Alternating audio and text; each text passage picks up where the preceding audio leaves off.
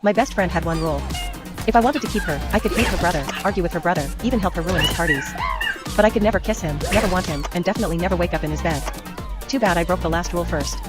I woke up warm, tucked against a body that felt too solid and too familiar to belong to a dream. For one quiet second. Before my brain caught up with the rest of me, I almost let myself stay there. His arm was heavy around my waist, his breath slow against the back of my neck. And the room smelled like cedar laundry. And the cologne I had spent years pretending not to recognize.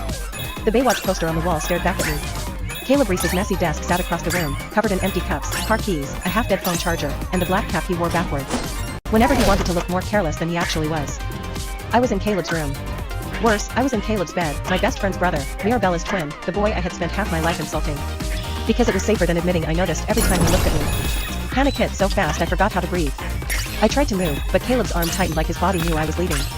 Before he did, he made a low sound in his sleep and pulled me closer. My heart slammed against my ribs. No.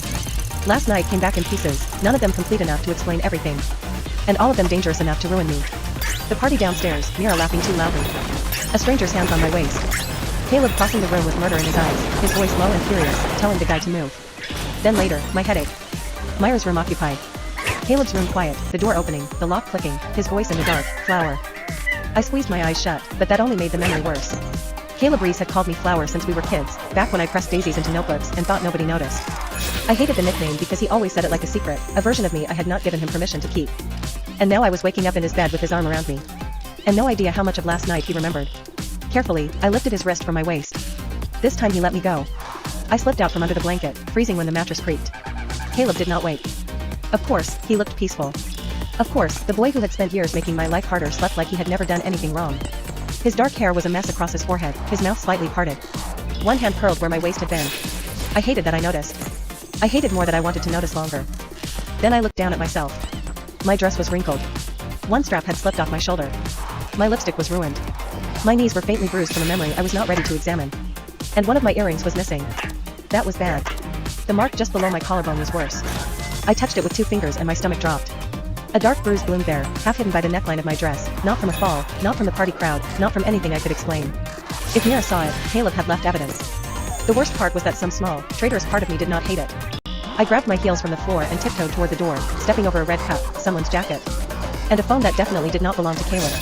The hallway outside looked like a crime scene after a frat party. Crushed cans, glitter, tissues, somebody's broken sunglasses, and a smell I refused to identify. I made it to the bathroom and locked myself inside. The mirror was worse than the room. My hair was tangled.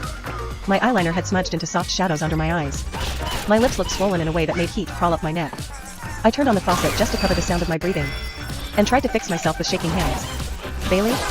Myra's voice came from the other side of the door. My heart jumped into my throat. Are you in there?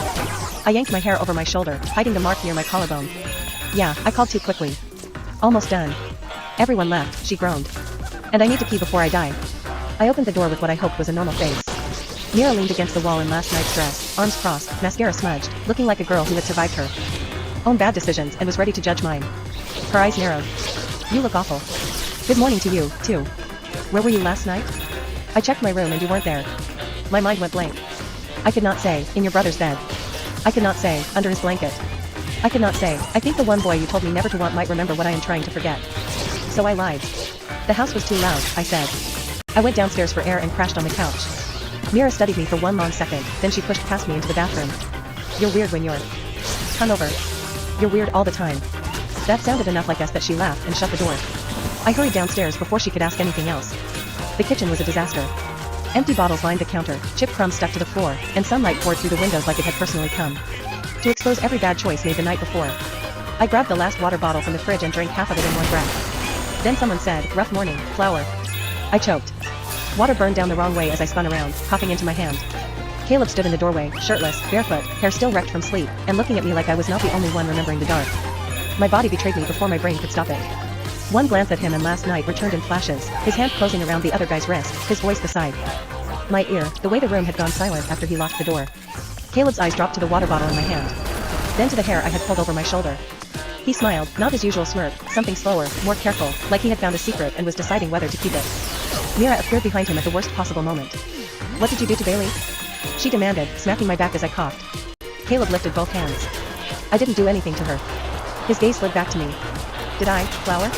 The nickname hit differently in front of Mira. I wanted to throw the water bottle at his head. I also wanted him to say it again. You startled me. I managed clearly. He crossed the kitchen and reached for the water bottle. His fingers brushed mine. It was nothing, barely a touch. My pulse reacted like it was a confession. Caleb drank from the bottle without looking away from me. Mira made a gagging sound. You're disgusting. It's water. It's her water. She didn't seem to mind. I did mind. I minded very much. I minded that he was standing too close, that he looked too calm, that he might remember everything or nothing. And I did not know which would be worse. Mira turned to me suddenly. Wait, I forgot to ask. Why didn't you come back to my room? The kitchen tilted. Caleb leaned against the counter, still holding my water bottle, watching me with an expression too innocent to be trusted. I told you I said I got tired, too tired to walk upstairs. Your stairs are a hate crime. Myra's eyes narrowed again before she could interrogate me further. Tires screeched outside. We all froze. Mira ran to the window, then cursed loud enough to wake the dead. Mom and Dad are home. Caleb's face changed instantly. The first time all morning, he looked genuinely afraid. They weren't supposed to be back until tonight, Mira hissed. The three of us stared at the wreckage of the kitchen, the living room, the hallway, the entire house. For one blessed second, my secret was not the biggest problem in the room. Trash bags, Caleb said, already moving now.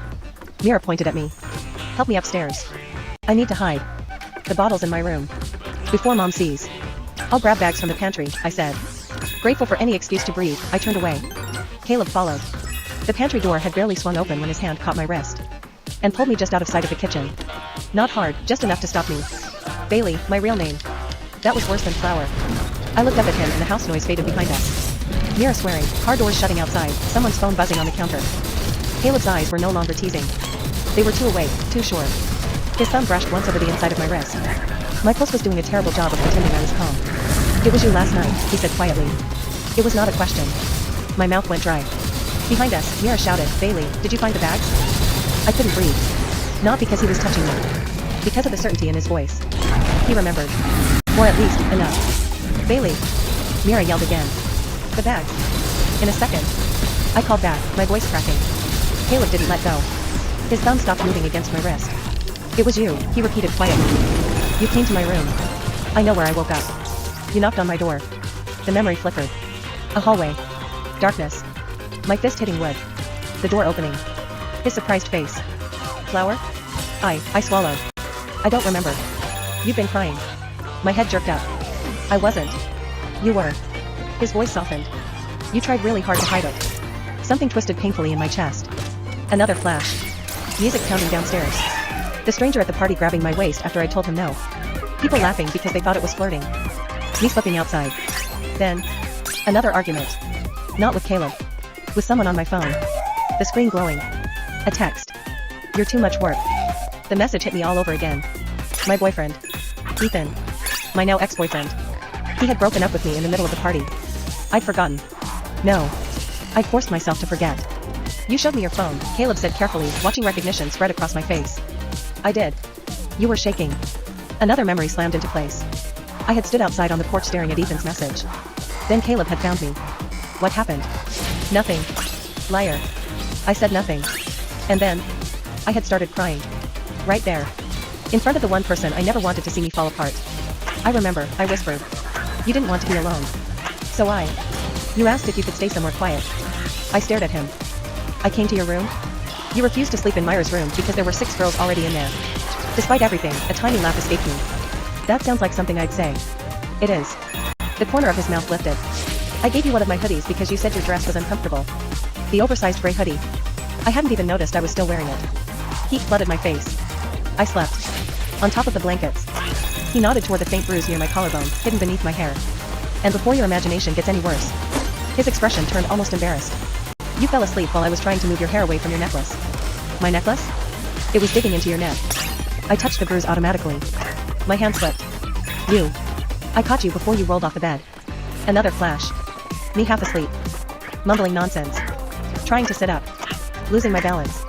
His arm catching me. My face ending up against his chest. Oh. It looks worse than it is. Silence settled between us. So. I said weakly.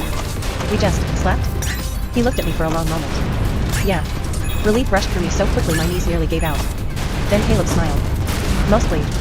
I narrowed my eyes. Mostly? His grin grew. You also stole my pillow. I did not. You absolutely did. I don't steal pillows.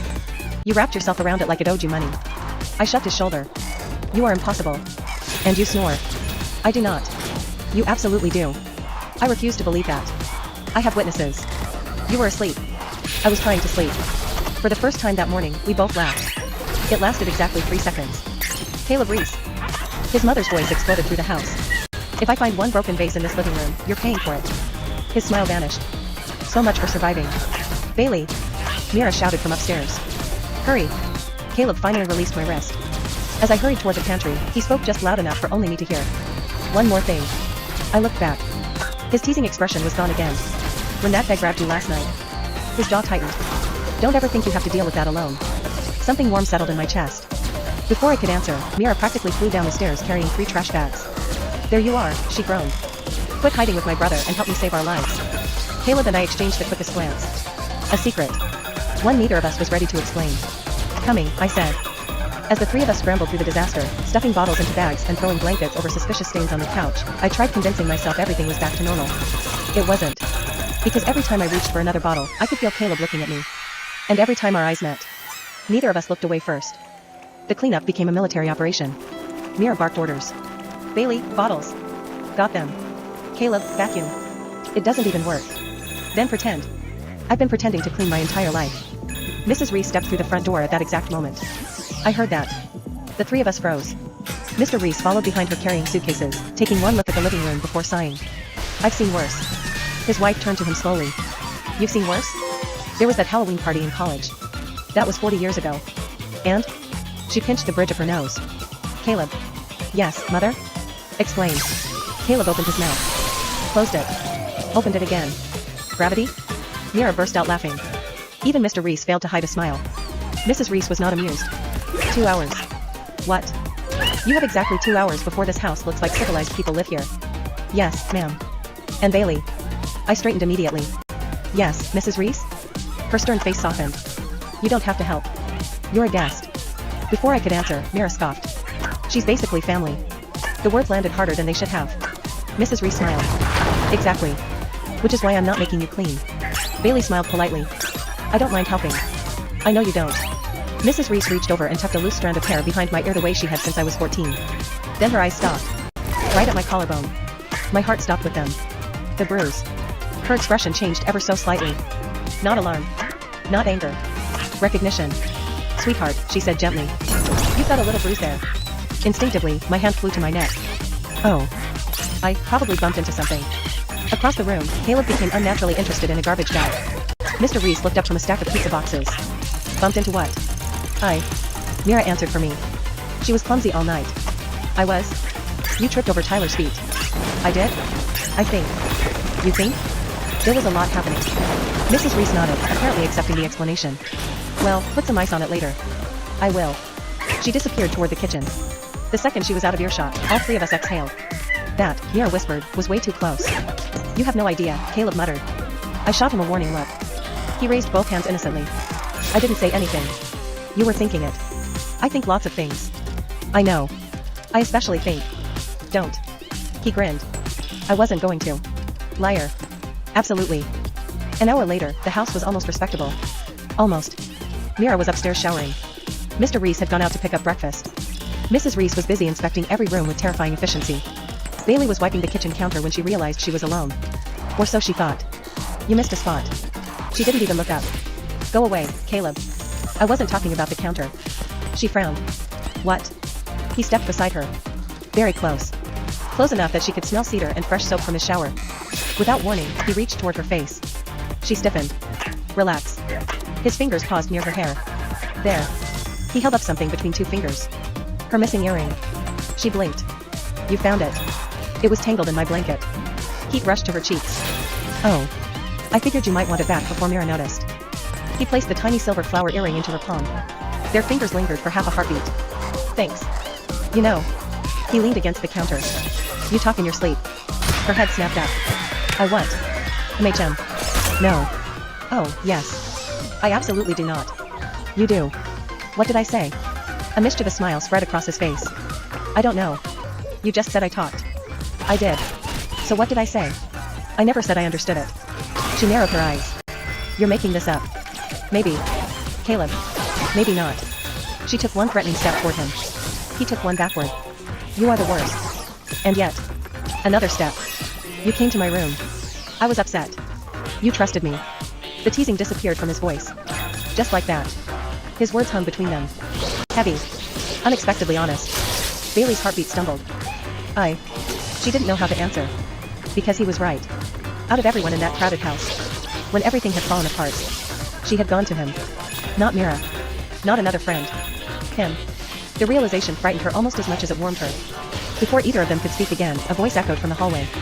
Bailey? It wasn't Mira. It was Mrs. Reese. I found someone's phone in the guest bathroom. Bailey's stomach dropped. Her phone. The one with Ethan's breakup text still lighting up the screen.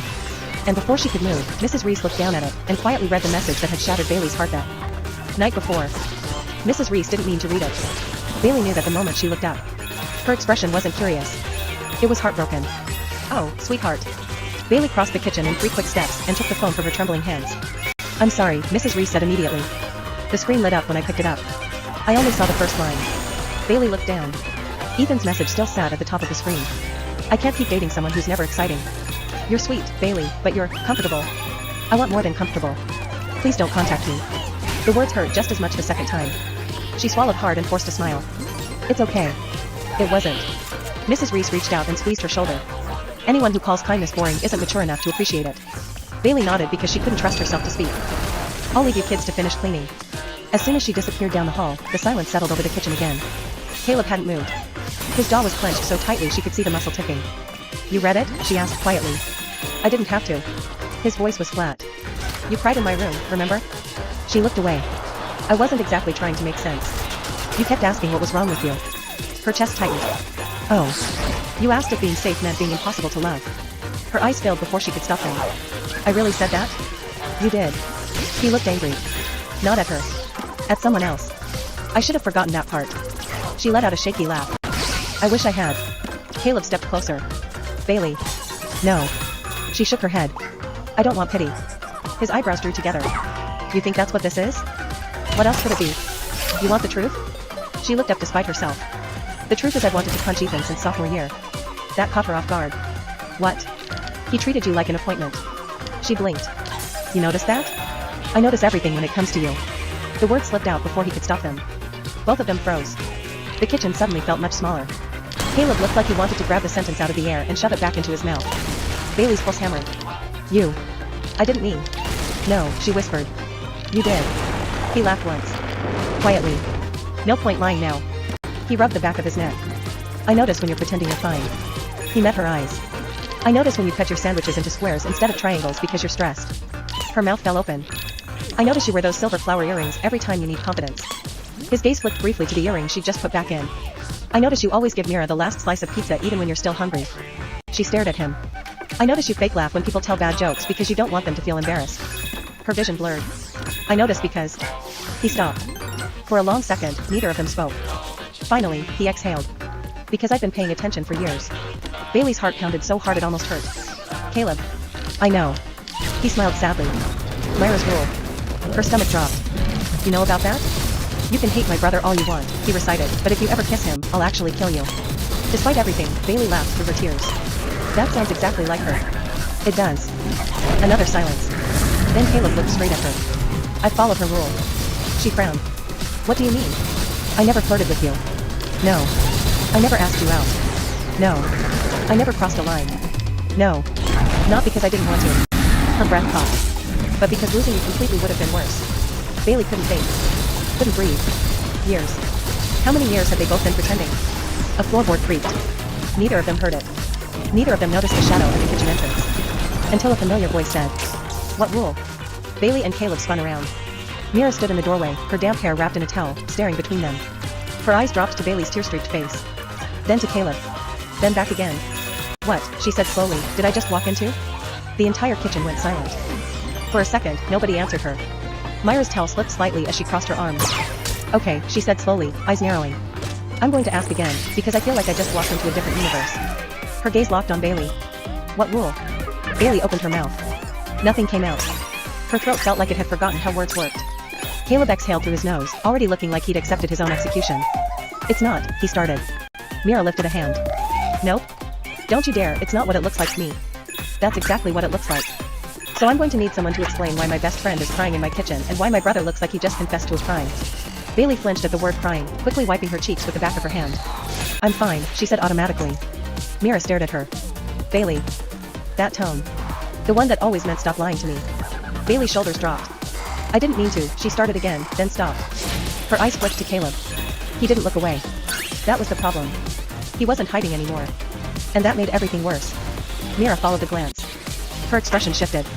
Okay, she said, slower now. I'm missing something huge. Caleb finally spoke. You made a rule, he said quietly.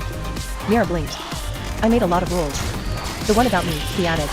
There it was. Bailey's stomach sank. Myra's face went still. For the first time all morning, she didn't have a sarcastic comeback ready. Oh, she said. Just that. One syllable. But it hit like a slammed door. Bailey rushed in immediately, panic rising. Mira, it's not like that, I swear, nothing happened, I just... Stop, Mira said. Bailey froze. Mira stepped forward slowly, looking between them like she was recalculating reality. Say that again, she said to Caleb. He didn't hesitate this time. You made a rule, he repeated. No kissing me. No wanting me. No waking up in my bed. Myra's eyes widened slightly. Then she let out a short, disbelieving laugh. Wow. Bailey's voice cracked. Mira, please. Mira held up a hand again, but this time softer. I'm not mad, she said quickly. That made Bailey stop. You're not, she asked, barely above a whisper. Mira shook her head once. No. She looked at her brother. I'm trying to understand why I'm hearing this from you instead of from her. Caleb's jaw tightened. I didn't plan to tell you like this. No kidding. Mira turned back to Bailey. Did you plan to tell me at all? Bailey went quiet. That answer was worse than any words she could have said. Mira sighed, dragging a hand down her face. Okay, she said again, more controlled now. Let's slow this down. She pointed between them. Me too. Then she pointed at the floor. My kitchen. Then she narrowed her eyes. My rules. Caleb gave a faint, humorless smile. Your rules started this. Mira shot him a look.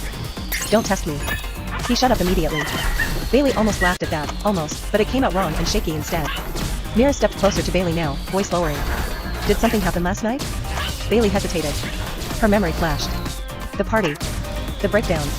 Caleb's room. The quiet. The hoodie. The safety. The way she hadn't wanted to leave. But she shook her head quickly. No, she said. Nothing like that. A beat. Then she added, softer. I just went there because I didn't want to be alone.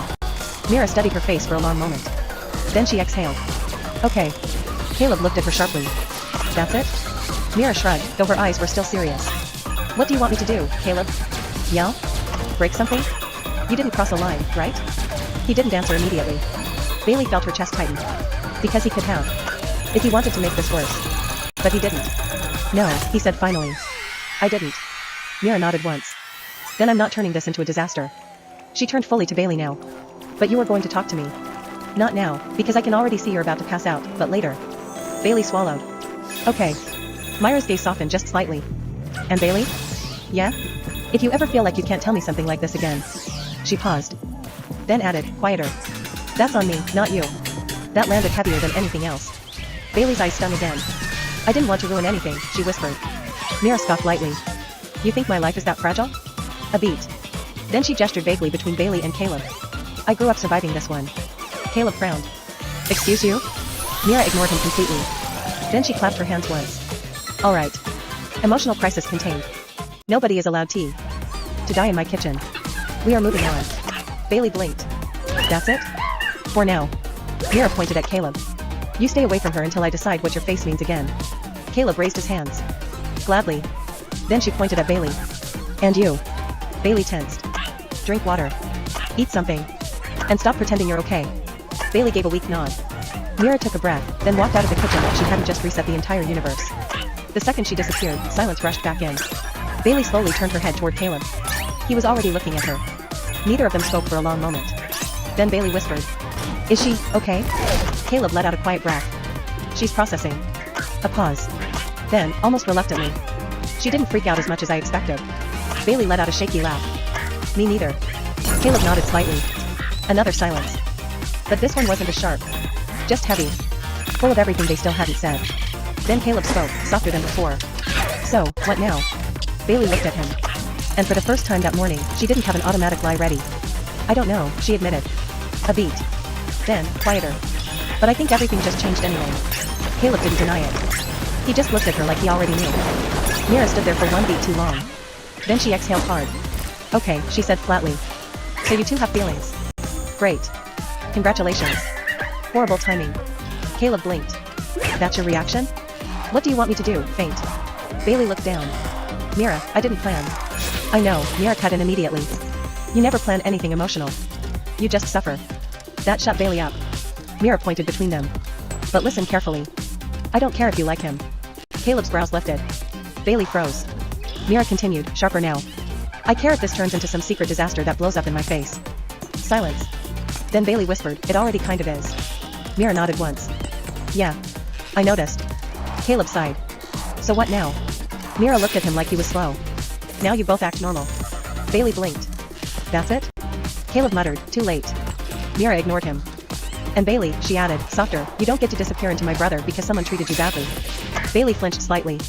Mira softened her voice just a bit. You come to me too. Got it? Bailey nodded. Got it. Mira clapped once. Good. Now I'm showering again. If I come back down and the house is still emotionally charged, I'm throwing both of you out. She walked off. Door shut. Silence again. Bailey didn't look at Caleb. Caleb didn't move at first. Then quietly. She handled that better than I thought. Bailey let out a short laugh. Yeah. Terrifyingly well. A beat. Then Caleb stepped closer, voice lower. So, are we pretending nothing happened? Bailey finally looked up at him. No, she said. Simple. Honest. Caleb nodded once. Good. Because I'm bad at pretending. Another beat. Then Bailey added, just as direct. But we are slowing everything down. He studied her. Myra's rule still exists. Bailey exhaled. Yeah. A pause. Then Caleb, quieter. But I'm done acting like I don't want you. Bailey's heart stopped for half a second. She didn't answer right away. Then she said. Then you're going to have to be patient. A small, real smile pulled at his mouth. I can do patient. Bailey raised a brow. You've never been patient a day in your life. True. They stood there. And for now, that was already dangerous enough. The rest of the day didn't slow down for them. It just got quieter about the problem. Mira enforced her new normal rule like it was law. If Caleb didn't keep finding reasons to be in the same room Bailey was in. Bailey caught him twice in the kitchen. Once by the stairs. Once pretending to fix a broken cabinet that had definitely not been broken. The second time, she stopped walking. You're doing it again, she said flatly. Caleb didn't look up from the cabinet. Doing what? Existing near me on purpose. He paused. No, I'm not. Bailey crossed her arms. Caleb. He sighed, finally meeting her eyes. Fine. Maybe a little. From upstairs, Mira shouted, I can hear you two thinking too loud. They both went silent instantly. Later that afternoon, the house finally emptied out. Mr. and Mrs. Reese left again. Mira went out with friends after threatening both of them with emotional consequences. And suddenly, it was just Bailey and Caleb. The silence changed immediately. Not peaceful. Charged. Bailey stood by the kitchen counter pretending to scroll her phone. Caleb leaned against the fridge like he had nowhere else to exist. Neither of them spoke for a full minute. Then Caleb said, we're terrible at this. Bailey didn't look up. At what? This. She finally glanced at him. Not doing anything? Exactly. That earned a small breath of a laugh from her. Then silence again. Caleb pushed off the fridge slowly. I'm not going to rush you, he said. I meant what I said earlier. Bailey's fingers tightened slightly around her phone. I know. A pause. Then softer. But I also don't know what I'm supposed to do with you now. That made him stop. What do you mean? Bailey looked at him properly this time. I've spent years deciding you were just Myra's brother. Caleb nodded once. And now you're not doing that anymore. No, she admitted. A beat. Caleb stepped closer, but stopped himself before getting too near. So we figure it out, he said simply. Bailey let out a slow breath. While pretending Mira won't murder us both. She'll adjust, she said. She threatened emotional consequences. She always does. Bailey finally smiled a little. That broke something in the air. Caleb noticed immediately. You're doing that thing again, he said. What thing? Like you're trying not to feel anything too fast. Bailey looked away. I don't do things fast. That's new, he said lightly. She shot him a look. He raised both hands. Okay. Sorry. Bad timing. But his voice softened. I'm not asking you to jump, he added. Just, don't disappear. That landed quieter than everything else. Bailey didn't answer right away. Then, honestly, I don't want to. Caleb's expression shifted slightly, something relieved, something careful. Good. A beat. Then from upstairs, Myra's voice again. If anything is on fire, I'm not coming back for you. Bailey shook her head. She's going to make this impossible. Caleb smirked faintly. She already is. A pause. Then Bailey straightened. I need air. Caleb nodded. I'll come with. No, she cut in quickly, then softened it. I mean, alone. He stopped immediately. Then nodded once. Okay. No argument. No pressure. That alone surprised her. Bailey grabbed her shoes and headed out the back door. Outside, the heat hit her first. Then the noise of the street. Then the weird calm of being away from that house. She walked without thinking, just letting her feet take her down the sidewalk. Until she realized. She wasn't actually trying to escape Caleb. She was trying to understand what had changed. Because it wasn't just the kiss or don't kiss problem. It was worse. It was that he had always been there. And now she couldn't pretend she hadn't noticed. Her phone buzzed. Unknown number. She almost ignored it. Then read it. Ethan. Hey. I think I was too harsh. Can we talk? Bailey stared at it. Longer than she expected. Behind her. Footsteps. She didn't turn. But she knew. Caleb stopped beside her. Didn't look at the phone. Didn't ask questions. Just said quietly. You don't owe him anything. Bailey swallowed. I know. Another pause. Then Caleb added, even quieter. But if you answer that message, don't do it alone. Bailey finally looked at him. And for the first time since everything started, she didn't feel torn. Of the choice. Of him standing there. Bailey didn't answer the message. She locked her phone and kept walking. Where are we going? Caleb asked after a few minutes. I am, she corrected. He hummed. That's not an answer. She finally glanced at him. Neither is you following me silently like a bodyguard. I wasn't silent. You haven't said anything useful. That's fair. That almost made her smile again. They ended up downtown faster than she expected, where the streets were louder, fuller, less like a house where every object remembered what had happened. A small arcade sat wedged between a corner store and a closed cafe. Neon sign flickering, level up. Bailey stopped. Caleb followed her gaze. No, he said immediately. Yes, she said at the same time. He sighed. We're emotionally unstable. This is a bad idea. That's exactly why it's a good idea. 10 minutes later, they were inside. The place smelled like popcorn, dust, and old electricity. Machines buzzed and chimed like they were competing for attention. A group of kids yelled over a racing game. Someone cheered too loudly at a claw machine victory. Bailey felt her shoulders drop for the first time all day. Caleb slid a handful of tokens into her palm. I'm not carrying your emotional healing budget, he said. She looked at the tokens. You paid for this? You look like you were about to spiral in public. That's expensive to witness. She snorted. Well. Romantic. He leaned slightly closer. I didn't say I wasn't interested. Bailey paused. Then walked away quickly before that could land properly. They started with air hockey. Bad decision. Caleb was annoyingly good. Bailey was aggressively competitive. The puck hit her goal for the third time. Stop aiming like that, she snapped. I am aiming normally. Then your normal is insulting. He smirked. You're losing. I'm adapting. She slammed the puck back so hard it nearly bounced off his side. A kid nearby stared. Caleb laughed under his breath. You're different like this. Bailey didn't look up. Like what? Not holding everything in your head. That made her hand slow for half a second. Then she hit the puck again harder than necessary. I don't hold everything in my head. You do, he said simply. Beat. Then softer. You just don't usually let anyone see it. The puck slid past him and hit his goal. She won. Bailey straightened quickly. Point for me. Caleb leaned on the table. You cheated emotionally. That's not a thing. It is now. They stood there for a second, breathing a little heavier from the game. Noise all around them. Caleb gestured toward the prize counter. Winner picks next. Bailey raised a brow. That's not how life works. It is in arcades. She considered. Then pointed. Dance machine. Caleb blinked. Absolutely not. Yes. No. You're scared. I have dignity. You have zero rhythm. He stared at her. That was uncalled for. Dance machine. He sighed like a man heading to war. Fine. But if I die, tell Mira it was your fault. 5 minutes later, Caleb was on the dance machine. Bailey was laughing so hard she had to hold the rail. You look like you're fighting electricity, she said. I am. The machine shouted instructions. Lights flashed. Caleb missed 3 arrows in a row. A group nearby started cheering. Bailey leaned forward. You're losing to children. I'm not losing. He immediately missed another step. The machine declared, failed. Silence. Then Bailey lost it completely. Caleb stepped off the platform, breathing hard, hair messier than before. I hate you, he said. No you don't. He pointed at her. I strongly dislike your influence. She was still laughing. And for a second, it didn't feel complicated. Just normal. Then her phone buzzed again. She checked it. Same number. Ethan. Bailey, I know you saw it. Don't ignore me. Her laughter faded. Caleb noticed instantly. Bad? She hesitated. Then nodded slightly. He didn't ask to see it. Just said, do you want to leave? Bailey stared at the screen. Then shook her head. No. A pause. I want to answer it. Caleb didn't react outwardly. But something in his posture tightened. Okay, he said carefully. Then answer it. Bailey looked up at him. You're not going to tell me not to? I already did, he said simply. Outside. You didn't listen. A beat. Then softer. So I'll do the part where I don't control you. That landed heavier than expected. Bailey stepped away from the machine. Found a quieter corner near a broken skee-ball lane.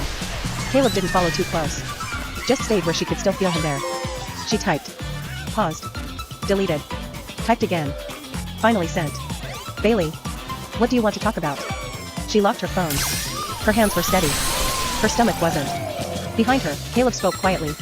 Whatever. Happens next. I'm still here. Bailey didn't turn. But she nodded once. And for the first time since waking up in that bed, the future didn't feel like it was happening to her. It felt like it was starting. That's because the story keeps pausing right before anyone actually commits to anything. Bailey stood in the arcade corner, phone still in her hand, watching the screen go dark. Caleb didn't move closer. But he didn't leave either. Then let's stop doing that, he said. She looked at him. Doing what? Starting things and pretending we'll figure it out later. A beat. Bailey let out a slow breath. You say that like there's a plan for this. There isn't, he admitted. But there's a difference between confused and avoiding. That hit a little too accurately. Her phone buzzed again. She didn't check it immediately this time. Instead she said, Ethan wants to talk. Caleb nodded once. Okay. Bailey frowned slightly. That's it? What do you want me to say? I don't know. Something normal people say when their situation is being texted by an ex. Caleb leaned against the wall. I'm not normal about you, he said simply. That made her feel warm. He continued.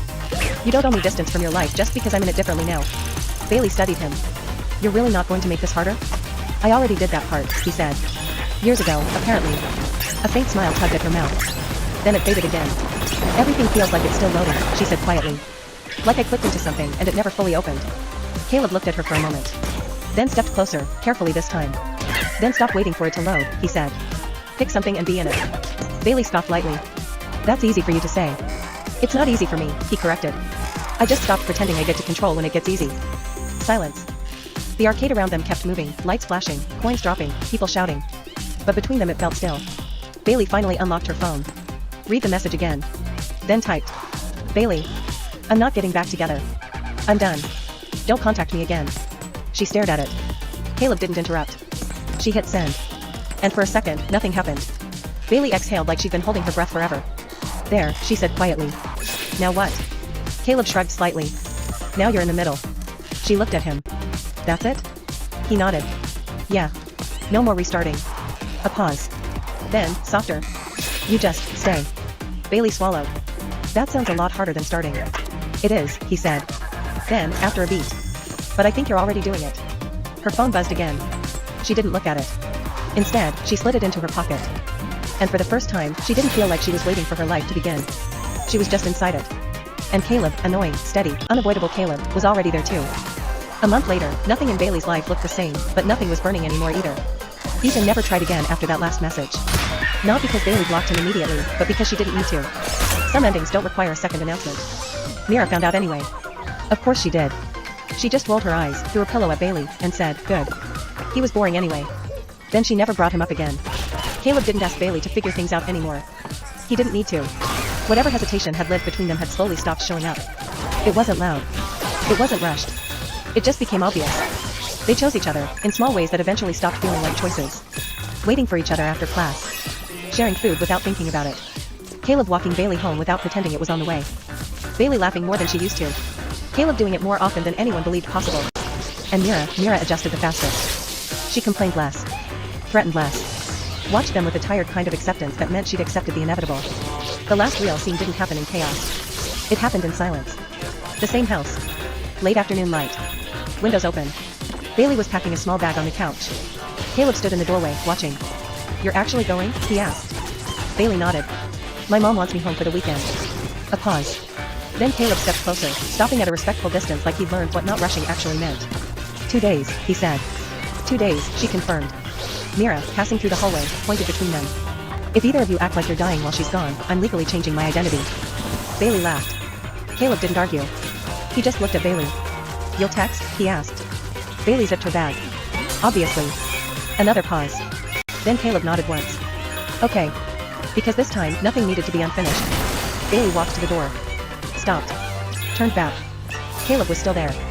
Waiting, but not holding on. She crossed the distance, kissed him once, simple, real, unpanicked. No confusion in it. No fear. Just decision. When she pulled back, she said quietly, "I'll see you in 2 days." Caleb nodded. "I'll be here." And this time, it didn't feel like the start of something uncertain. It felt like something that had already been chosen, and would keep going without needing to be rewritten every morning. Bailey left. The door closed. And for once, nobody was waiting for the story to begin again. Because it already had.